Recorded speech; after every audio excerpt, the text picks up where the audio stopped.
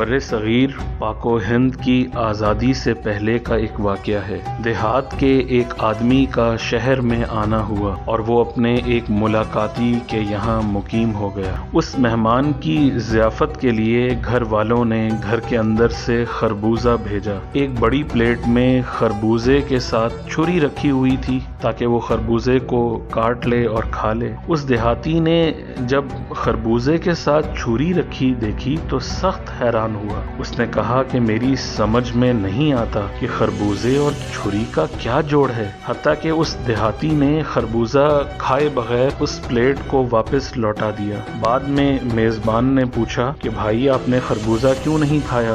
تو اس نے بتایا کہ میں تو یہ جانتا ہوں کہ خربوزہ کھانے کا طریقہ یہ ہے کہ دونوں ہاتھوں سے دبا کر اس کو توڑا جائے اور کھایا جائے، پھر یہ چھری کس کام کی؟ میں تو اسے جادو ٹونا سمجھا ہوں، اس لیے میں نے اسے نہیں کھایا۔ اسی طرح ایک آدمی کسی کے ہاں مہمان بنا تو جب اس کو سونے کے لیے کمرے میں لے جایا گیا اور بستر بچھایا گیا تو بستر پر ایک تکیہ بھی رکھ دیا گیا۔ وہ رات بھر تکیے کو دیکھتا رہا اور سو نہ سکا۔ بعد میں اس نے اپنے میزبان سے کہا کہ میں تو رات بھر نہیں سویا، میں تو سمجھا کہ اس تکیے کے اندر کوئی مال رکھا ہوا ہے۔ اب میری سمجھ میں نہیں آتا تھا کہ میں اس گٹھری کی رکھوالی کروں یا سوؤں۔ دراصل اس آدمی کے گھر میں، خاندان میں اور اس علاقے میں سر کے نیچے تکیہ رکھ کر سونے کا رواج نہیں تھا، اس لیے اس نے ایسا سمجھا۔ اکثر ایسا ہوتا ہے کہ ایک آدمی کو دوسرے کے بارے میں شکایت پیدا ہو جاتی ہے، حتیٰ کہ وہ اس کے خلاف سخت برہم ہو جاتا ہے۔ اپنے طور پر وہ یہ سمجھتا ہے کہ اس کی شکایت